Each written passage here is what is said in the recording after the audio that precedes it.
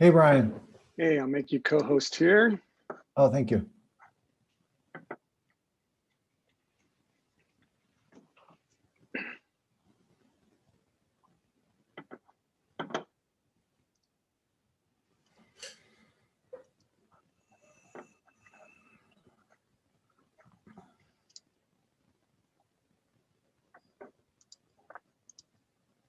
Are you at home, Brian, or at work? Yeah, I'm at home. How about you? Yeah, me too. I've got the basement today. It's not my day for the good space. Yeah, my kids have most of the bandwidth today. Yeah. Let's see.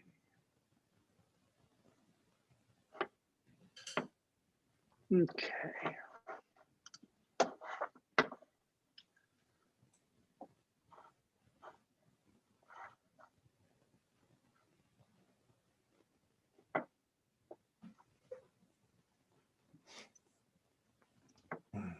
I'll probably start at 12:01 or so. Okay.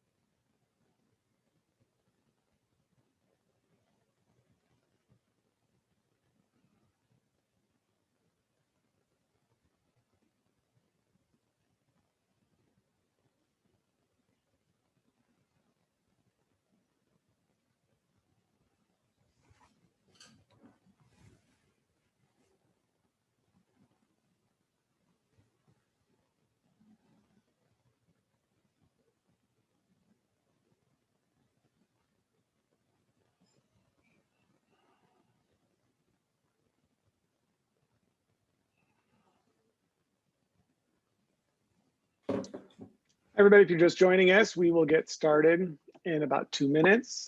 Thanks for joining us today.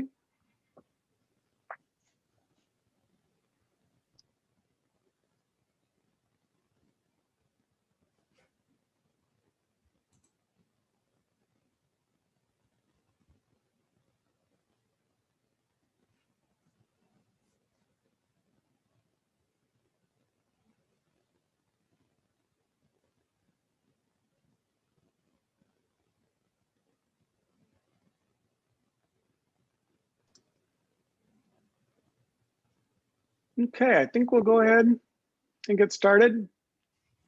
Welcome, everybody. My name is Dr. Brian Henning. I'm a professor of philosophy and professor and chair of environmental studies, and it's my great pleasure to have you here today for the latest in our environmental studies lecture series. Today, as you know, we have Dr. Lefcort from our own biology department, who's going to talk about his experiences as an IPCC reviewer. And so I'm very happy to turn it over to Dr. Lefcort and take it away. Okay, so thanks for coming and spending your lunch listening to me, what I have to say. I kind of want to flip today and just give a brief introduction and then hopefully get to questions and let the questions be most of this presentation. So just a brief overview. So the IPCC, the Intergovernmental Panel on Climate Change, it's a group of countries that have come together to address an issue that really is a global issue and that you can't really address by yourselves. And so what they do is there's a series of scientists in each of these countries that all collaborate, and they put together a report. The reports, these assessment reports, these ARs, so far there's been about 5 of them. They come out about every 5 to 8 years. And there's a new one coming out. So we had the AR5 that came out in 2013, and the AR6 should be out shortly. I'm not sure exactly when, but in a couple of months or maybe less than a year. And so what happens is there are teams that write each section. There's about a dozen sections, and the whole thing's about 1,000 pages. And so countries pick who does the work. These sessions get put together, and then there's a much larger group, which is what I'm in. There's a much larger group of people that review those original people's work. that look at what they've done, and just like any sort of journal article, they review it and make suggestions. And the IPCC is a little bit different. Normally you would do research, you might get money from a government, but you would do your research and you'd publish your research and the government wouldn't have anything to do with it. The IPCC reports, the scientists put out the report, but then there's a summary 2-pager written by the politicians. And unfortunately, often a lot of people only read the summary paper section, but definitely read, there are summaries for each of the dozen or so chapters. So I'd point you to those. I mean, it's all available online. AR6 isn't, but the other ones are. And each of the sections has a really nice 2-page review written by scientists. And then there's an overall review written by the politicians. But anybody who's literate can read the 2-page review. And I really encourage you to look at the larger ones too, the whole chapters. So the way I got involved, I'm not really sure, but I think it was an editor of a journal that I published in, just sent out an email to a bunch of people that had published saying, you know, we need reviewers. And so I just basically sent in my name and resume and whatnot. And they look at that and decide who can be a reviewer. So I didn't actually put together the report. I then read the report and made comments. So I'm in the wider group of smaller scale scientists. And it was an eye-opener. It was really interesting. I'd always read the ARs, but I'd never seen, you know, how the sausage was made. And the thing that really impressed me was just how impressed I was. It is extremely carefully and detailed and carefully put together. These aren't just slapped together, and the politicians have nothing to do with the report itself. These are just scientists talking like scientists. There was no sort of spin. I never detected any sort of spin. It was just scientists working the way scientists always work. And so you're looking at what people are writing. And what's different is none of these people are actually doing research for this report. So it's like a giant review article. Many of the people are in the field like I am doing research, but we're all doing different things. And the point of the AR is that it's a big summary review paper.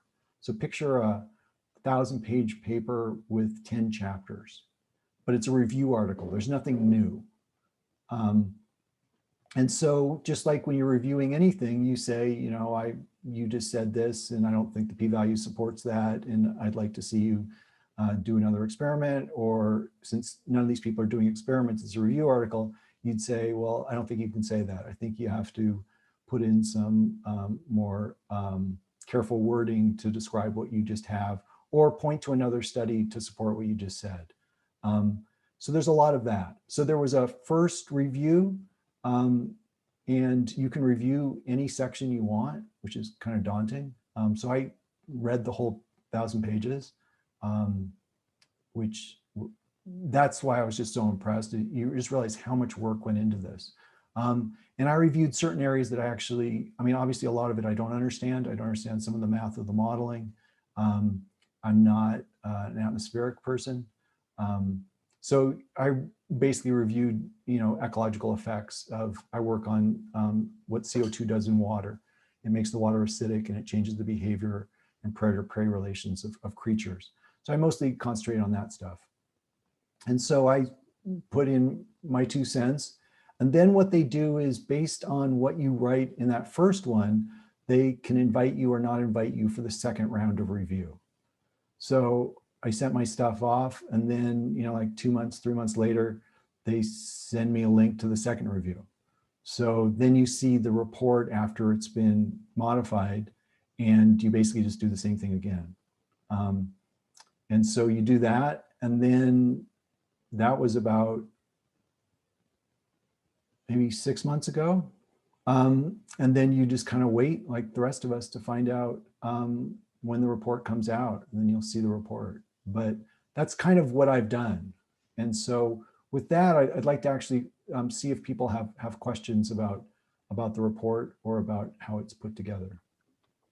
Excellent. Thanks, Dr. Lefcort. I think many of you are very familiar with how the system works, but just in case you aren't, just to orient you, at the bottom of your screen, it'd be a good idea to click on the chat button as well as the participant window. I'm going to make it so that you can unmute yourself. I don't know if we've got community member guests here, but if we have a problem, I'll lock it down.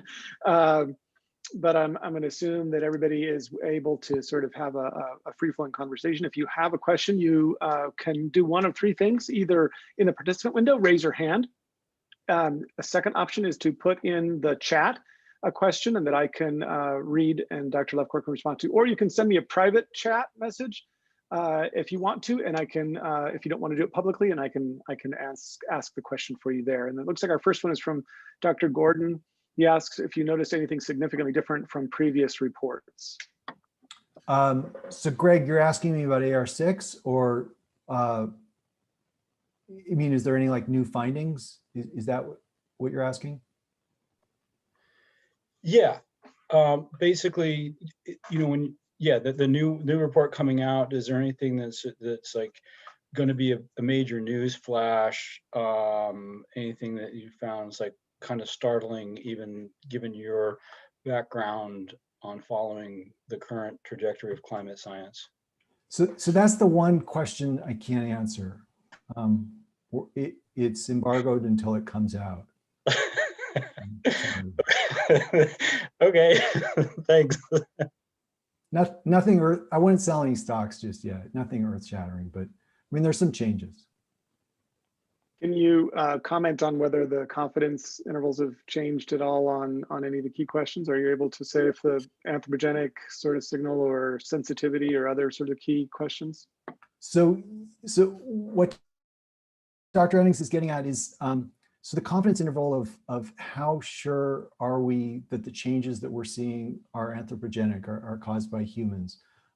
That's a key question, and that's a major part of discussion, and I can't answer that. Sorry, I mean, I'm not trying to be unuseful. It's just, Looks like Dr. Isaacoff has a question. No, I get it. It's totally fair. You can say what you can. So. I have a feeling that you're going to have to repeat your answer to the last question for this question. But in terms of the confidence intervals, we know from the last report that the confidence interval is 95%.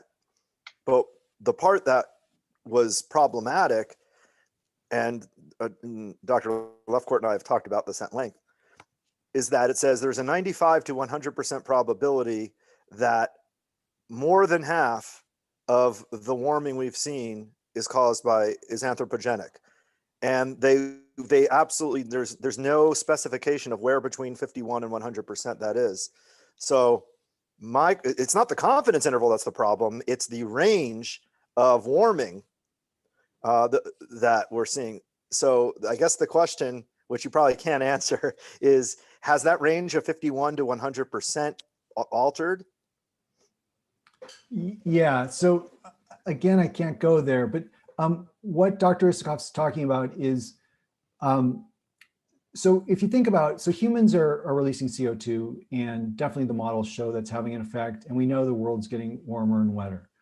The question then becomes, what percent of what's happening is due to us? The world changes. There was a mile of ice over our heads where we are in Spokane 20,000 years ago. That's not here anymore. So the world's it's a moving target, what the world is doing. And then what we have to see is the signal on top of it of what humans are doing. And so that's where that's where stats comes in. That's where the uncertainty comes in. And so the goal is to reduce that uncertainty, to be able to hear that signal sharper. So a good analogy I like using is, think about people talking in a crowded room at a party. So before there was COVID and we actually socialized, you can see people's mouths moving and you know they're talking, but you actually can't hear individual voices because it's a loud, crowded room. To detect that signal of those people talking is the goal. We want to see the signal of humans in the bigger signal of what the Earth is doing and what the sun's doing and all the rest. And so the goal is to tease out that human signal and know what percentage of this change that we're measuring, because measuring change is easy.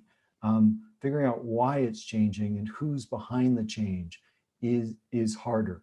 And also realize we can't do an experiment. We've only got one Earth, and the humans are constantly changing the experiment. So sometimes we plow more, sometimes we chop down more trees, sometimes we chop down less trees. Sometimes we decide to get COVID and shut down a bunch of factories. So we're constantly screwing with the experiment, which is not how you do experiments. It's an observational study to begin with, but then it's a changing observational study.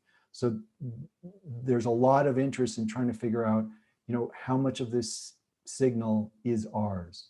And that's always the lead headline out of each AR. And that was, I got to tell you, I was giddy reading it the first time. It's like you've been given the keys to like some secret place, because you click on, these people just send you a link, and it's all very remote. It's all like done by Europeans, and you can't really tell who's sending you these things. It's almost like you're QAnon or something.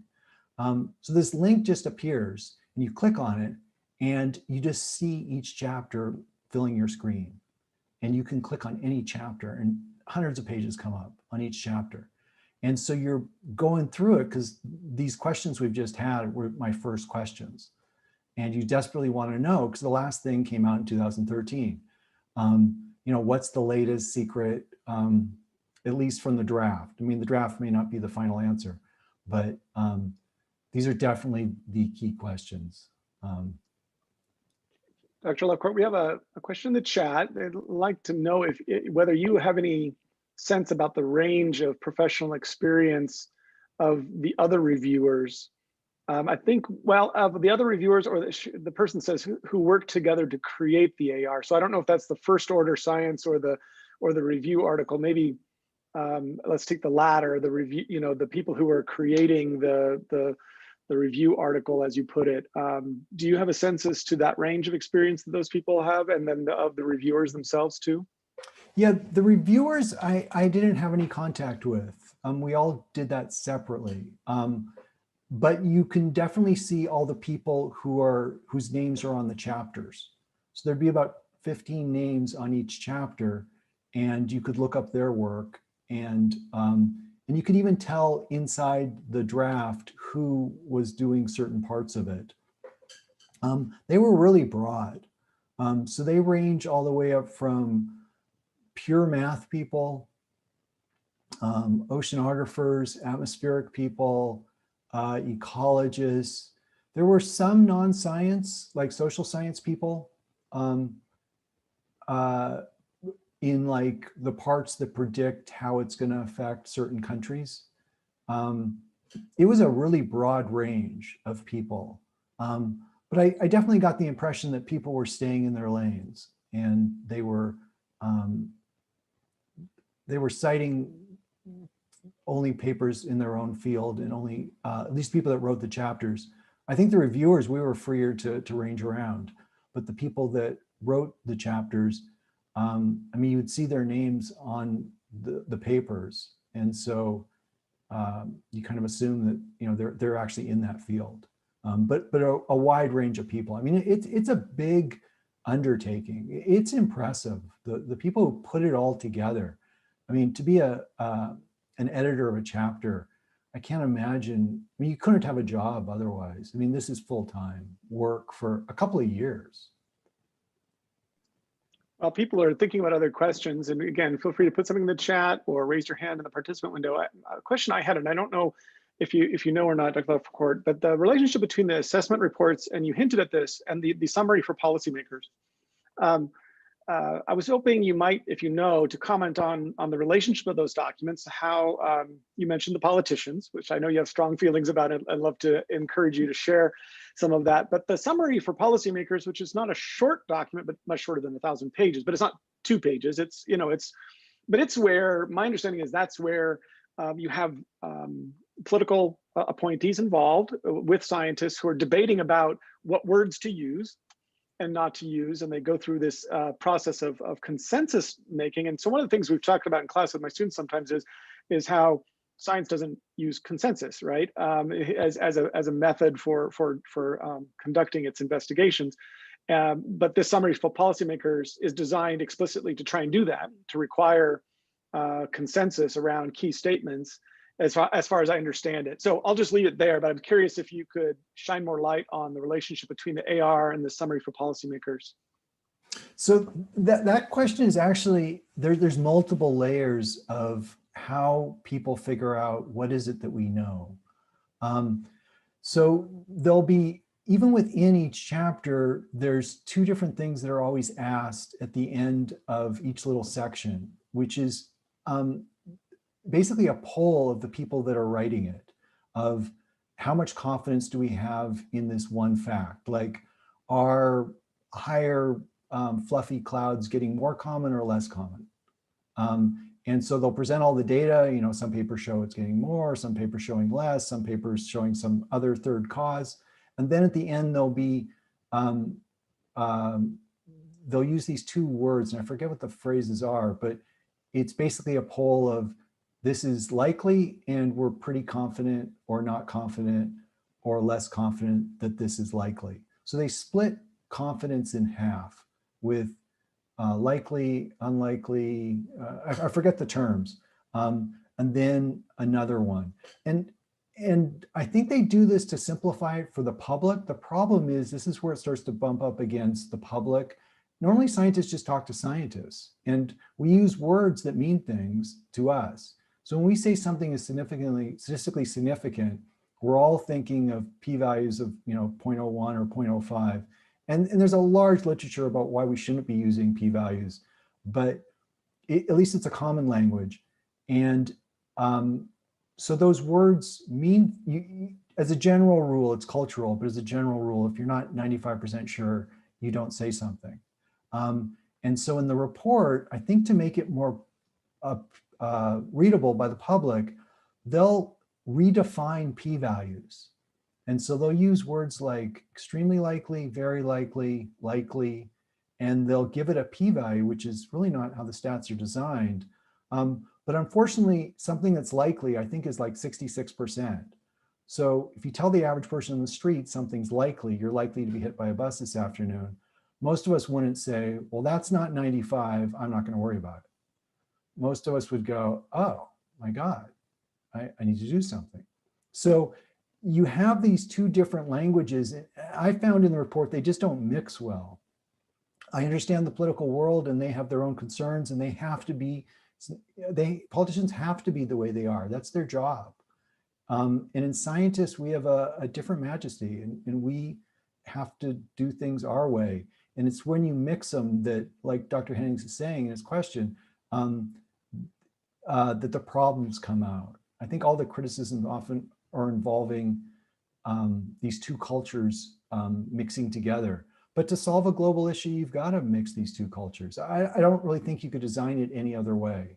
I think it's unfortunate the way we've got these language problems.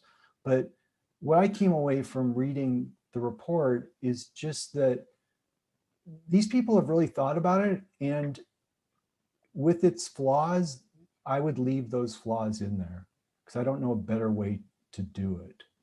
It's really Except useful. maybe I'd remove the final, I'd put the political pages at the back instead of the front. Right. Abby Woodside asks something similar in the chat. She asks, how is information presented in this review applied in governmental policy, or does it end up in influencing how we deal with climate change globally? Sort of the relationship between the assessment reports and decision making. My understanding is that one of the reasons why the UN designed the IPCC in the way that it did was explicitly intended to try to help guide policy making, so that it was involved this second layer of political, sort of, which makes you, maybe nervous, but that it was done in part so that there was a buy-in of governments and that it would inform decision making. Is that your sense? That is my sense. I think it's design. I mean, they use phrases like for policymakers. I mean, the press gets involved too. So there are other players. Then there's, you know, environmental groups, other players. So there's all these different people that then take the report. I mean, I view my job as a scientist as really narrow. I just see that there's very few people that are still trusted in our society, and we keep losing groups that we trust. And I'm very guarded as a scientist for keeping scientists as neutral observers. And so I'm happy to write a report and publish my own papers, but never push policies. I mean, personally, I may see that as the obvious conclusion, but I would never put that in any of my papers. So for instance, I've done a lot of work on heavy metal pollution in the Spokane River, and most of the effects are negative. There's a couple of positive effects on lower parasite loads. But that's not for me to decide what we should do about the metals. My job's, I just want to be believed. So I publish my stuff, and anybody, mining companies or environmental groups, health groups, natives could use my data. But I just think as scientists, we have to be very careful to not have a D or an R next to our name or an asterisk or something, just so that we're neutral observers. What the politicians do with it is their business. But I just think there should be kind of a wall between us. Any other questions? Feel free to take yourself off mute or to pop something in the chat. Did I understand you correctly, Dr. Lefcort? You're expecting it relatively soon. You don't know exactly, but within the coming months. Is that what I understood you to say? Yeah, they don't really tell you. I mean, I got the impression based on the deadlines that I was getting that it was going to come out like in the fall, but maybe it's COVID. I don't know. So I don't know when it's supposed to come out. Do you know of the relationship, if any, between what the IPCC does and the National Climate Assessment as required by Congress on its own intervals? Do you have a sense about how the first order research relates, for example? Is some of what's in the AR in the NCA, or do you find one to be more political than the other? Do you have any sense of that? I think the fear is that the local country ones are more political because of who's appointing them. They seem to read pretty similarly. I read the 2017 one recently, the US one. It seems to be the same people. Because remember, all of these are review articles. No one's like saying we need to go find this out. So everyone's pulling from the same papers, and it's treated like a review article. So you'll get a statement in the AR5 that says, you know, we're not detecting a change in hurricanes. And then, you know, you could go to Google Scholar or your library and find plenty of papers showing hurricanes are speeding up or more or slower or more intense or less intense. So it's a review article. It's putting it all together.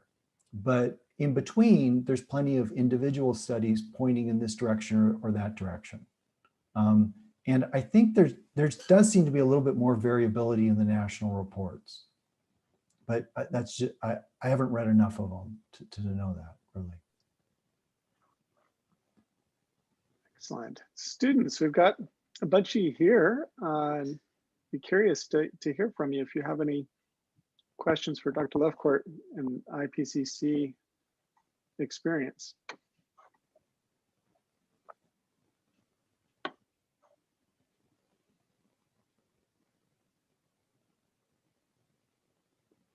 You guys have to have questions, otherwise I have to go back to office hours. So speak up.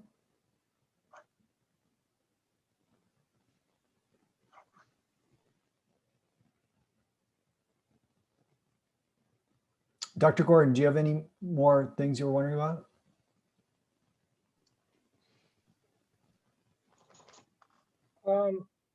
I'm thinking, but I mean, you've answered a lot of questions. I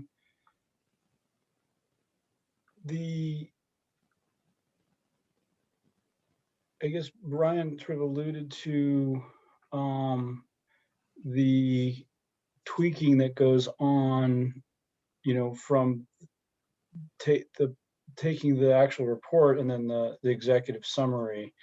And I wonder, looking back at all the reports, have you noticed that there is a significant variation from report to report? I mean, or not necessarily the report, but within the executive summaries, is like, have you seen like an executive summary that is tilted one way or the other that departs noticeably from what's in the report?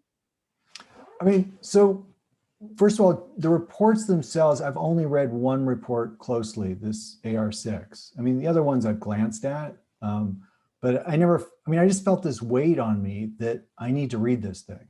You know, you're the gatekeeper. And so I've read the other reports, but never diligently. I have read the summary statements. I think the earlier ones in the 90s seemed more, we've got this down, we know this, very confident. And then that confidence started to wane. Numbers started getting hedged a little bit more, because there was a slight plateau in the late 80s, 90s, early 2000s of temperature, about a 15, 17-year plateau of temperatures. And then that ended around 2017. So those reports were a little bit more pulling their punches. And then that changed again as temperatures accelerated back up. And I think we just know a lot more now. I think people were saying things earlier that we sort of knew, but the data get better every year. The models still have major problems, but that's a separate issue. Being able to predict something and noticing a change are two different things. And actually, I'd like to invite you to talk about that in the specific context, if you're interested, of the Paris Climate Agreement's goal of limiting ourselves to no more than 2 degrees Celsius, or the special report on 1.5 degrees Celsius from the UN. So we have these two sort of numbers, right? 1.5 degrees, 2 degrees, and that's based upon these models and collections of models. And so what do you see as the relationship between something like AR6 and the work that the UN is doing in terms of trying to get commitments to limit ourselves to a certain amount of warming? Do you see a strong sort of scientific relationship between those two? So I think the politics enters into it with these terms like 1.5 degrees and 2 degrees. It's not a linear response between like CO2 and methane and temperature, but it isn't punctuated. And so 1.5 is a nice political number, but it's not like nothing happens at 1.4. So it's like eating too much cake. You know, it's good not to eat 5 pieces of cake, but eating 4 pieces of cake is pretty bad. And eating 2 pieces of cake is half as bad, roughly. So people use these 1.5 numbers and these 2-point numbers. I think it's because it's easy to grasp, but it's kind of like you see these commercials saying you must call by midnight tonight to buy this Vegematic. They'll sell it to you at 12:01. And these numbers may be good policy, but scientifically, if you look at the models, nothing magically, it's not like there's a tipping point. It's not like there's a positive feedback loop that kicks in at 1.5 or kicks in at 2. And so, you know, more CO2 is bad, less CO2 is better. But trying to pinpoint exactly what's going to change. I mean, to build a model, you have to have all the factors measured that you put in your model. And the reason why the models tend to run too hot is it's really, and there's been papers saying the models have been running too hot back to the 80s, the late 80s, is that you have to know all the variables to plug in. And unfortunately, atmospheric science just isn't there yet. So we don't know all the variables. We know more greenhouse gases will get us higher temperatures, but there's all these other factors, and you'd have to have an incredible amount of precision to use numbers like 1.5 or 2.0. So politically, it's a good goal, but there's nothing magical about those numbers. Those are political statements. In AR6, anybody jump in as questions occur to me. I'm curious to ask somebody who's knowledgeable. In AR6, can you comment on something that's probably less likely to be embargoed? Something like the question about more clarity on these nonlinear threshold events, I think they're called, right? These surprises. Or you were mentioning that in some ways it seems there's a strong correlation between these greenhouse gases and temperatures, but there also seems to be the evidence of thresholds, even if we don't know exactly where they are, but that this climate seems to in the past have changed rather dramatically. Do we have any greater understanding in AR6 of some of these nonlinear thresholds that might be coming up with, I don't know, what are these methane crystals in the oceans or in the tundra and other sorts of things, for example? Yeah, I mean, the predictions all get, I mean, the variances tighten up on a lot of these areas. But there's, and so if you look at the AR, like take something like the effects of aerosols. So these are like soot you're seeing coming out of a truck. This is dust coming from Spokane roads that aren't paved. These are things in the air that can interact with sunlight, either filter the earth and keep it cooler or trap heat in the atmosphere and prevent it from radiating back out. The variances we're getting better at this. And so in a bunch of these areas, we are getting better. I don't think we're good enough that we know when we're walking up to a tipping point, when we're walking up to a positive feedback. Like you're talking about the methane hydrates, at what point do those get released and we get a massive amount? And unfortunately, that's kind of the problem with climate change, that we're looking at these things through our cultural eyes. So, you know, apocalyptic terminology gets put into scientific processes when you mix the public and politics with science. So, you know, we come from this, you know, Judeo-Christian Islamic cultures where, you know, you have sin and you have warning, and then you have more sin, and then you have punishment. And even though we may be far less religious than we used to, that kind of idea still is in us and in our culture. And that gets in the way of doing good science, because those type of positive feedback loops are pretty rare. Most feedback in nature are negative feedback loops. You get hot, you sweat, you have evaporative cooling, you stop being hot and you stop sweating.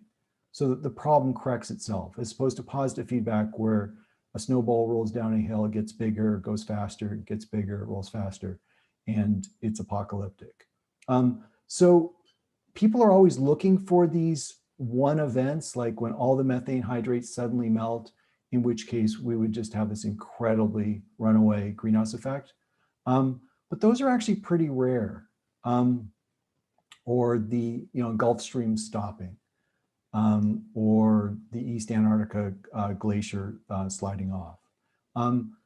Those things I can say in the report,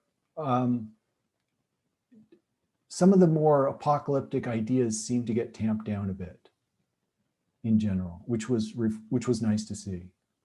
Just because when you have wide variance, it still is a possibility you could have some apocalyptic thing.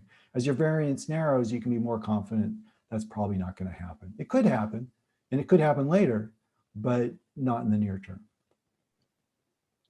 I have a question from Lauren in the chat. How do you think COVID will affect the models, the climate models? Well, I mean, COVID kind of shows that the major factors. I mean, let me just share something from AR5.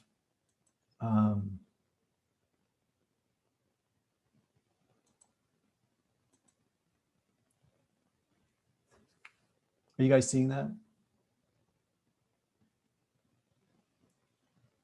Yep, looks good.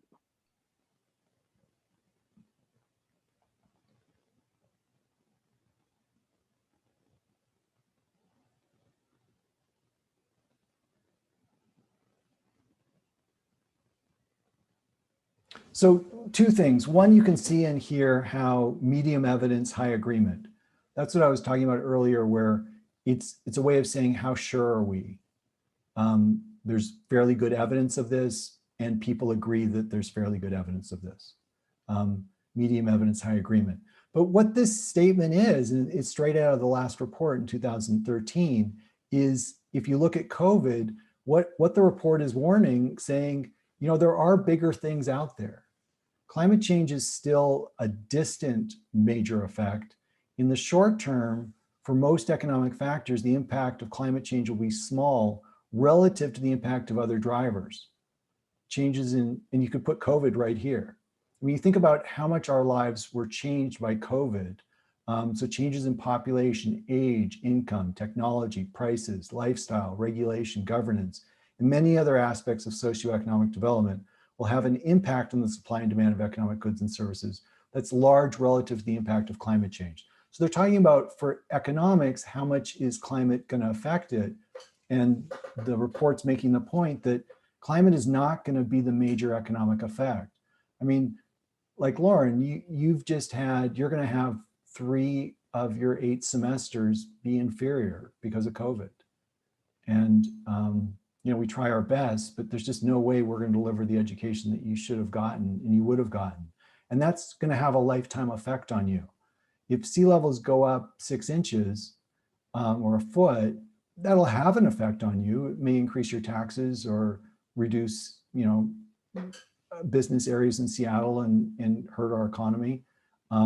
But the point of that statement in the AR is that these other factors are much bigger at this point. Now, maybe in the future, climate will become a bigger effect, but I mean, you've seen, I mean, we have 250,000 dead Americans. We have 1.25 million dead people in the world.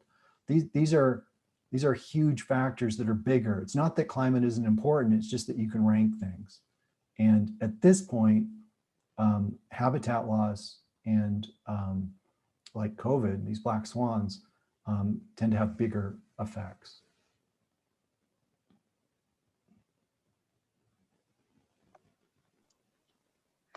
Hugh, I want to follow up on that. So certainly things like COVID have a large effect on our immediate socio-economic environment.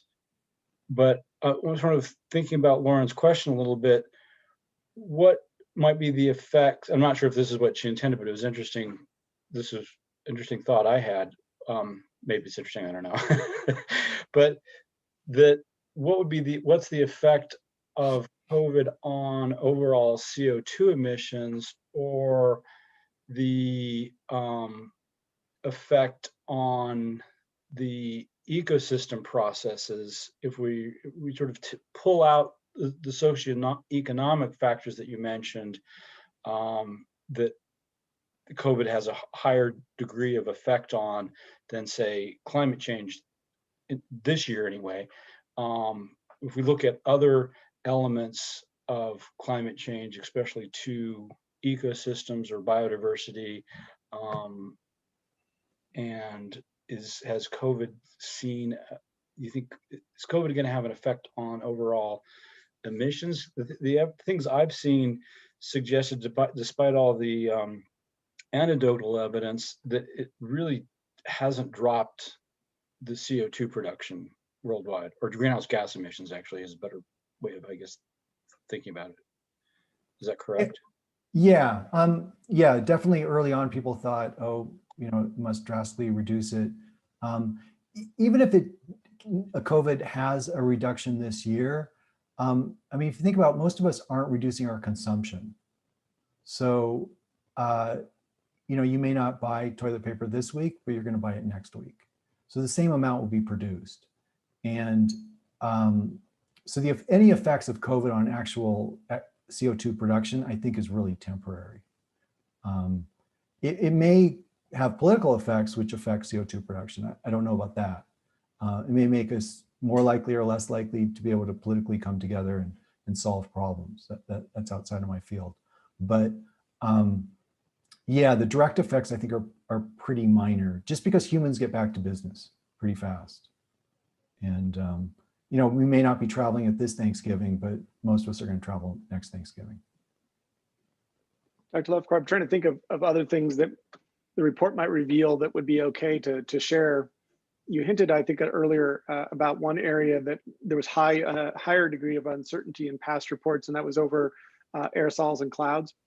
Do you feel like can you say whether the next AR6 will have greater clarity on those two key variables, which seem to have been not very clear in the previous reports, or not as clear as we'd like? I mean, there's greater clarity on certain issues. There's actually less clarity on other issues. Can you say more, or is it not? No? I want them to answer my emails in the future.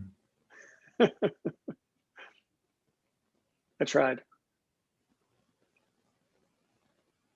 All the goodies are embargoed. So what are you going to do?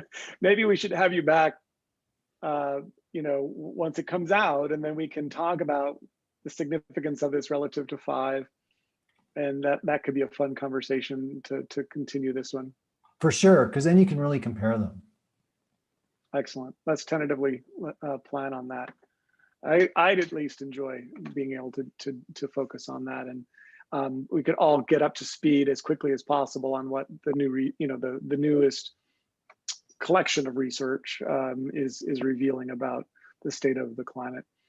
Well, I think we have a nice sort of lull here, a good pause, unless anybody has a good burning question they'd like to ask before we go. Of course, Dr. Lefcort is around, in kind of virtually at least. He's accessible, so you can always reach out to him at Lefcort, Lefcort at gonzaga.edu, and ask him questions. And he's a great resource to have here at Gonzaga. I thank you so much, Dr. Lefcort, for sharing some of your experience. We really appreciate it, and hope to be able to have another one of these maybe next semester or this time next fall.